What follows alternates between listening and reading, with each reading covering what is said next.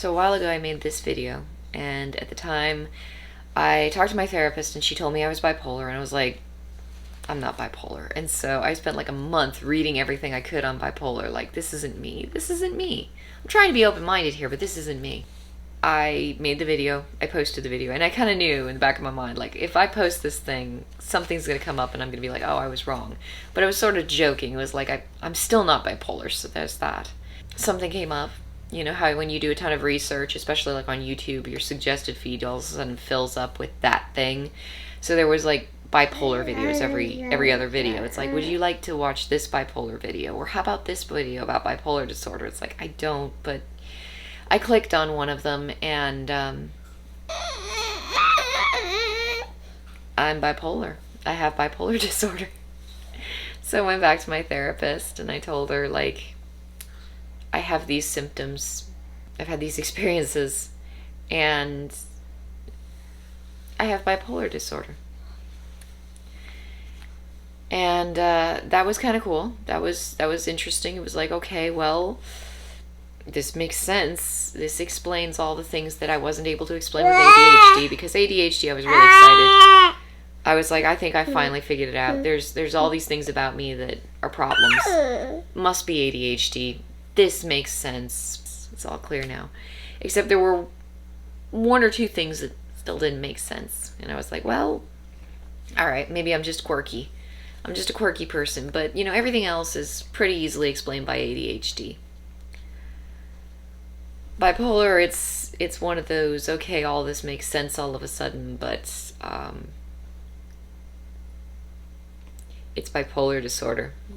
It's one of those things, it's like, it's a big thing. It's not ADHD. I think everybody and their mom has ADHD, or at least everybody and their mom claims to have ADHD. It's like, oh, I'm having an ADD moment. I forgot something. You know, I'm distracted, so I must have ADHD. Like, everybody thinks they have ADHD. It's known about. It's familiar to people. A lot of people get diagnosed with ADHD. It's okay. Bipolar, more of a big deal, more of a severe kind of illness. Really high rate of suicide. I didn't know that the rate of suicide was so high. But it's kind of big there, so yeah, that's a thing. I'm not worried about me committing suicide. I just think it's interesting. Like, I was reading facts on bipolar because I don't know anything about bipolar. It's like, oh yeah, really high rate of suicide. It's like, oh, okay, well, that's interesting. I'm at that point now where it's starting to sink in. A lot of things in my life can be explained by bipolar. The fact that I was always really off-putting to people, like there was always something about me that just rubbed people the wrong way. I thought it was ADHD. It's like, well, ADHD, you know, you can struggle with social problems with ADHD, so that's probably what it is. Yeah, it wasn't that. That wasn't what it was. I've known so much rejection in my life, and hey, and it's all starting to make sense. When I became an exotic dancer, you know, I've talked so much about how it helped me, and I could never quite figure out what it was doing that was helping me so much, but it made me so much better. Like, I wasn't okay before I became an exotic dancer, and I keep saying that, and people keep saying, well, you probably like the attention, you probably like the feeling of power, you probably like the money, you probably liked the way men treated you, or whatever the fuck. And it's like, no, there was something different. There was something going on with me. It made me feel okay, like I wasn't sick anymore. Keep saying that. Nobody listens. It's like nobody understands. And I have bipolar disorder. Exercise helped me regulate my systems. Like, so many people with bipolar disorder, so many, they self-medicate with drugs and alcohol. And I didn't do that. I went to a strip club and I self-medicated with lots of exercise. And there's a difference between, and this is the thing my therapist was concerned about, like when I last talked with her, it was like, when you exercise, do you exercise like manic exercise because you can really mess your body up that way? I was like, no, I just go in and I exercise really, really hard. It burns off all the extra energy and it helps me calm down and relax, and then I can sleep, and then I can feel okay inside my own head because I don't have all this stuff going around in my head. So she's like, okay, well, that sounds great, keep doing that. And so that's what I'm doing now. I'm trying to get exercise because I need to take care of myself because I'm not okay. It wasn't the feeling of power, it wasn't the attention from men. It wasn't just me being a woman because that's what women do. I have a honestly kind of severe and kind of scary mental illness that I finally found out about. And the crazy thing is, I've had it my whole life. I've always been like this. You know, since I was 10, 12, I've been like this. Maybe even younger. Hey. And so everybody else looks at it and says, okay, it's a mental illness. And for me, it's like, it's my personality. This is not my entire personality, but a fundamental piece of my personality. And so I'm not ill. This is just me. I'm just me. And hey there. You are wiggly. You are awake. He's awake for the morning, so he's just exploring his environment. But yeah, like people will look at that and say, "Oh, you're mentally ill." It's like, no, I'm just me. And I talked with my husband about it, and I was like, I finally understand now why people didn't like me when I was a kid, when I was a teenager. You know, people treated me like there was something weird about me, and I'd say, hey, there's something weird about me, and they'd be like, no. And they treat me like I was having some sort of weird emo phase. Like, oh, every kid has some phase where they feel like there's something different about them. Don't worry, honey, you'll get over it. No, there was something different about me, and I was asking for help, and people didn't listen. And then they would avoid me and stay away from me and treat me like there was something strange about me. And it was like, you're all acting like there's something strange about me. What are you all responding to? And I didn't understand. I didn't know, because this is how I've always been. Everybody's like this, right? Like, this is all I know. Everybody's like this, right? Except not everybody's like this. It's just me. I'm like this. Women aren't like this. You know, all those times I read Tomasi's books and I was like, well, I don't act like this. I mean, I know it says women act like this, but I don't act like this. I don't. Because being a woman isn't the only thing that sculpts how I'm going to interact with the world around me. I'm not a simple monolithic figure carved out of wood. I have other things going on in my life that shape my behaviors, and in this case, I have a very big thing going on in my life. It affects the way I talk. I never knew that, but now I do. It affects the way I put words together, because here's the thing, I write novels as a hobby. I've done it since I was 10.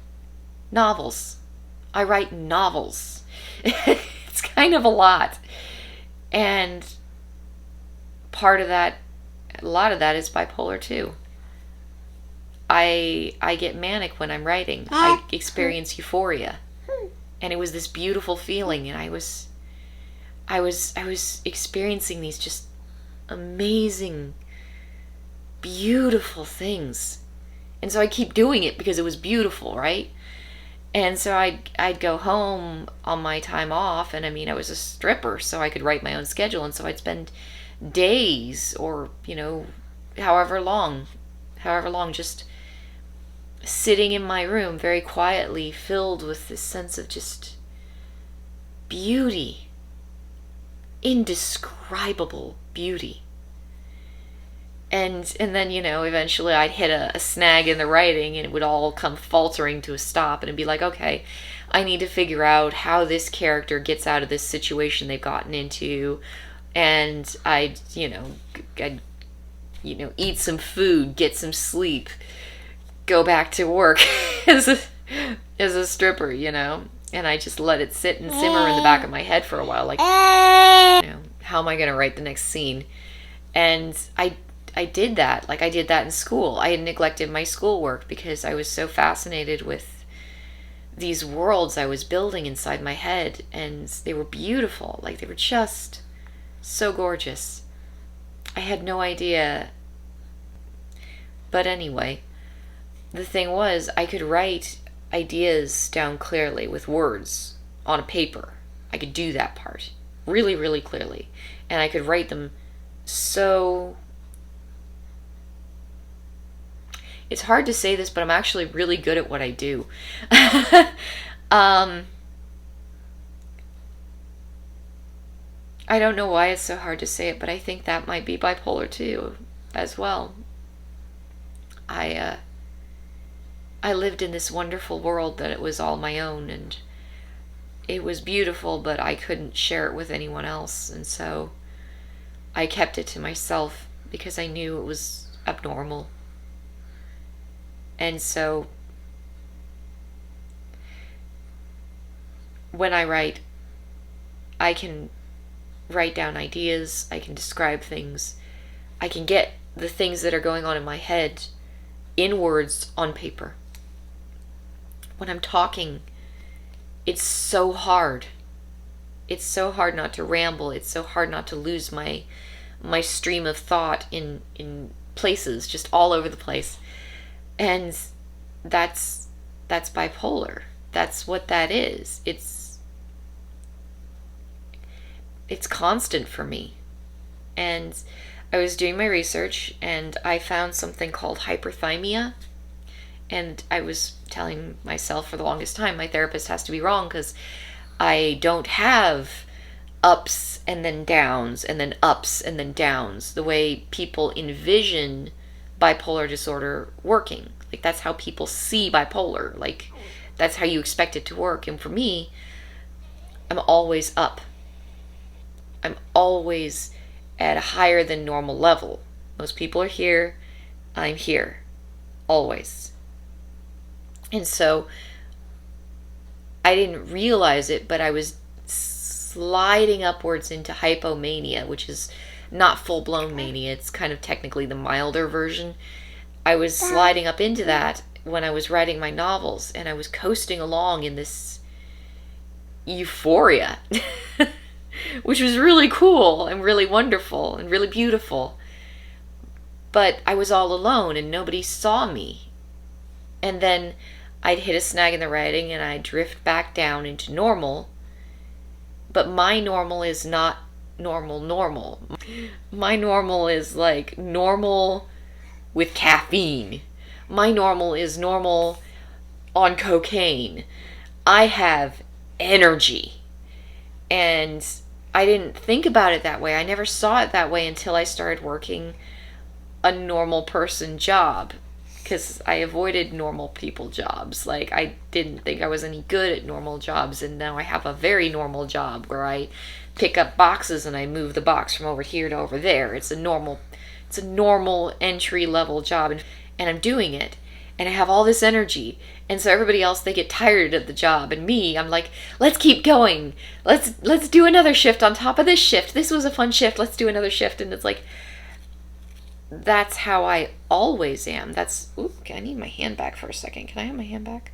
I'm always at this higher level of energy. It's not necessarily a higher level of mood. It's just this heightened energy. And so, I don't notice myself slipping into a hypomanic state. And the good news is, it seems like I only slip into hypomanic states when I'm sitting quietly in my house and writing, where I'm not going to cause any trouble for myself. But the depressions, I'm still trying to figure out the depressions, because I have them. I know I do, because I've been depressed in my life. I spent years of my life being depressed. I just didn't know that was part of bipolar disorder, that you just get depressed. It's like, well, you're fucked. Here you go. I mean, there were so many things that were happening to me in my life that would cause a person to be depressed. I never really thought there was anything unnatural about it. It was like, or unusual about it. Something horrible happens to you and you get depressed. It's like, well, of course you're depressed. Something horrible happened to you. Except that might have also been part of bipolar disorder. And I'm at that point. It started to hit yesterday. Oh goodness. This is one of the reasons it's hard for me to think clearly. I'm a little distracted, but it started to hit yesterday that I had, all my life, I've had this problem, and I tell people about it, and nobody recognized it, nobody picked up on it, nobody knew about it. Like, everybody knows about anxiety and depression. Like, these days, everybody knows about those things. People don't know about bipolar disorder. Like, they just don't know. Like, I told people what was happening to me, and they didn't know. And when you tell people, I think there's something different about me, especially when you're a teenager, you tell people that, and they're like, yeah, everybody goes through that. That's just being a teenager. Like, you'll get over it, don't worry. I remember this one woman I worked with explaining to me that when I was 30, this was all going to make sense because she went through the same thing, and now she was 30 and she realized that that's just being a teenager. Like, you always think that this is going on with you when you're a teenager. It's like, no, I had motherfucking bipolar disorder. And it would have been really nice if somebody had just, I mean, it's so easy for me to look at it and say it would be really nice if somebody had listened to me, because it felt a lot like nobody listened to me. Like, I was telling people, there's something wrong with me. And they'd be like, oh, yeah, you're just a teenager. It's okay. There was something wrong with me. But how were they supposed to know? You know? How is anybody supposed to know? Teenager walks up to you, says, there's something wrong with me. I'm not like other teenagers. There's something different about me. How are you supposed to know? It's not like you're a psychological expert. It's not like people train anybody to recognize this shit, so, it makes sense that now that I'm 35, somebody finally takes a look at me and says, oh, wow, you have bipolar disorder. Like, I think about, like, how many psychological professionals have I been to? 5, 6? Nobody ever picked up on it. Ever. Except this lady. She finally picked up on it. And I'm actually really grateful. I need to tell her that. I'm really grateful.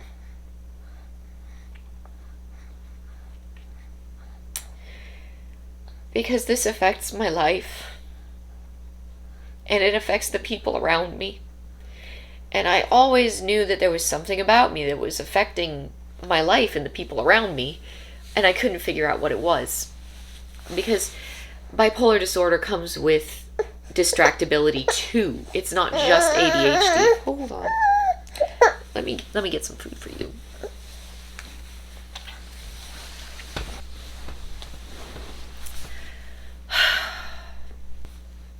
Bipolar disorder comes with distractibility too. It's not just ADHD that has distractibility. I'm still distracted. I'm still absent-minded. In fact, now that I think back to the whole absent-minded professor thing, it still applies. It still makes sense. I'm taken with these ideas, and I'm working on these projects, and I'm so focused on finishing this thing that I'm trying to do, whatever it might be, that I forget to eat. I forget to sleep. I forget to do the dishes. I forget to do the laundry. Or I try to do the laundry and I think about this one little thing that I need to remember for this project I'm working on, and I wander off. I think people think of bipolar, God knows, the information that's out there on bipolar, a lot of the ideas around bipolar is that it's angry and it's mania. Like, everybody knows about mania. That's the thing. You go stark raving mad out in public. You start acting very unusually and very hyper energetic, and you start talking super fast, which I talk super fast. Okay. I mean, I'll get excited about something and I'll be talking with someone and I'll talk for, the longest time, and I guess they can't get a word in edgewise, and I never really knew that about myself. And when I did learn that about myself, I was like, oh, that's ADHD, because ADHD has that too. It's like, no, this is bipolar. But yeah, I have trouble functioning in my day-to-day life. And it's not in the grand or alarming way that people imagine with bipolar. It's in the day-to-day mundane kinds of things. I'm doing the dishes, but I'm having a hard time concentrating on the dishes because I have this idea. And I want to go chase this idea. I have this project I'm working on, and I need to go perfect the project. And that's the thing. Like, I achieve a lot of shit. I'm so busy at this point in my life, beating myself up over the years and years that I spent not knowing about this, because I don't have friends, and I don't know how to keep friends. I'm 35 years old and I don't have any friends. And I had horrible relationships with other people. And it wasn't because I was picking out bad people. It was because I didn't know how to have relationships with people. And so when you know that there's something wrong with you, and everybody else can tell that there's something wrong with you, and you want a friend, you don't go to the good people or the desirable people. You end up going to the shitty people who probably also have mental disorders, and you end up hanging out with them. And they put up with you because you're crazy, but they're crazy too. Oh, I think my kids are awake. Anyway, like, I beat myself up over that because it's like, it was so, I don't trust people. I've been rejected and avoided and treated like a pariah through so much of my life, and then I ended up hanging out with the rejects, the other rejects, because I was one of the rejects. And it's like, I look at my life and it's like, why couldn't I have just had, like, I desperately wanted a normal life, and it wasn't happening for me, and it's like, that's terrible. But then I think about the euphoria, and it's like, I think about how beautiful it feels when I'm sitting and writing and I'm probably experiencing hypomania. And it's like, so many people are going to look at that and say that's a symptom of an illness. In fact, that's the symptom that's scary. That's the thing that everybody's afraid of. And for me, it's like, this is a piece of who I am. This is a very fundamental piece of who I am. Good morning. And oh, I'm hearing little feet scampering around, so I know they're out there. I can't see them with the light angled the way it is. It's a fundamental piece of who I am. And that's how I see it. It's not, for me, this is me. It's not a mental illness to me, because this is all I've ever known in my life. There's this beautiful place in my head where I can hit just the right note.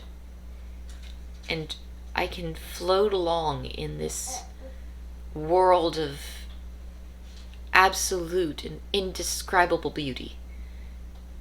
And I could never explain it to other people. And I always thought, well, surely other people have that. No, it was me. It was just me. I have a mental health disorder, I guess. So there's that, which it's so funny. That's the scary part. That's the part people are afraid of. That's the part that people look at and say, we need to manage this. We need to control this. And I guess it can get really out of control. And for me, it's gotten out of control at least once. And that was not so fun. um, but for me, like, it's the day to day burning at a higher level of energy. It off puts other people. It's intimidating to other people. It's strange to other people. I live my life behind a mask, and when I take that mask off or let it slip just a little bit, other people find it disturbing. And it's like, this is just me. This is just who I am. It's just me. People don't like that. And then I met my husband. And he didn't think it was disturbing that I am like this. He thought it was fun. And he thought it was exciting and adventurous.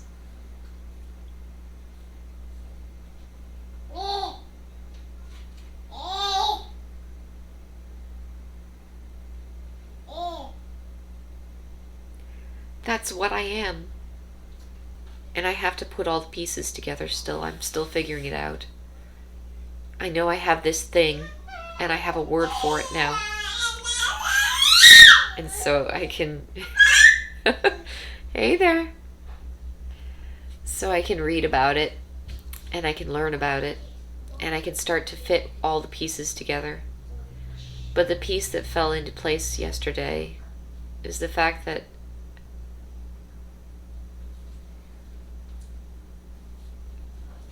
I kind of feel like this world really just was designed against me. I knew I was different, and I said I was different, and people told me I was wrong. And then they hated me for being different. They distrusted me for being different. They feared me for being different. They alienated and ostracized me for being different. And then I learned to self-isolate because I was different. I'm 35 and I don't have friends, and I don't know how to have friends. I have people that I associate with. I have people that I would like to think could be my friends or maybe even are my friends, but I don't know what having friends is like.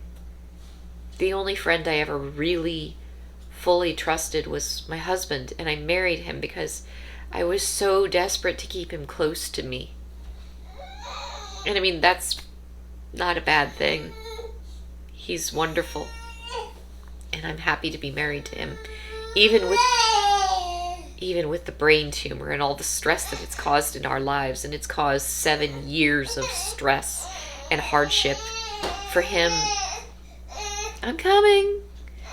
And also for me. Still completely worth it. He's the best friend I've ever had, and probably the best friend I ever will have. But friends, I'm not so certain about that. I don't know how to trust people, because people will tell me to my face, there's nothing wrong with you, you're fine. And then they avoid me. And it seems like no one has the balls to be honest enough to say, I just don't like you. I just don't like you, and I don't know why. But now we know why. I'm a little bit much to handle. I've got a lot of energy, and that's not always comfortable for people to deal with. Even the people that like me, because I have people that I know that seem to like me well enough, and I let the mask slip off a little bit, and it's like, whoa there. And that's okay. That's okay, you know. I'm realizing more and more that everybody else is running at this speed, which is normal. This is the normal, healthy, functional speed that people run at. And then there's me, and I'm kind of up here. And that's okay. It's different. But that's my personality. That's who I am. That's a fundamental piece of who I am. And because this is the manosphere, because there are so many people who watch my videos because of, men's rights stuff, which I care about, and I do want to start making videos, but I've been processing a lot of information lately. It's not because I'm a woman. It's just not. I could be a man and still be struggling with these issues. In fact, it might actually be easier for me to struggle with these issues as a man in some ways. I won't say in all ways, because, dude, I could have gotten myself into so much trouble. But as a man, being driven, being high energy, being goal-oriented, that's what you're supposed to do when you're a guy. That's something that people say is good about, masculinity. Only I'm like this, and I just happen to be a very small, petite woman. Big energy. Tiny, tiny package.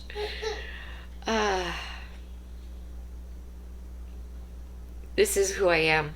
And it's really funny because I look at my life and it's like I'm hanging around with all these... So many times I go into strip clubs and I hang out with these big, huge Marines. And we got along so well, and I never understood why that was, and now it makes sense. It's like big energy. And they were cool with that. They weren't intimidated by that, because they were so much bigger than I was. It's like, okay, we can get along.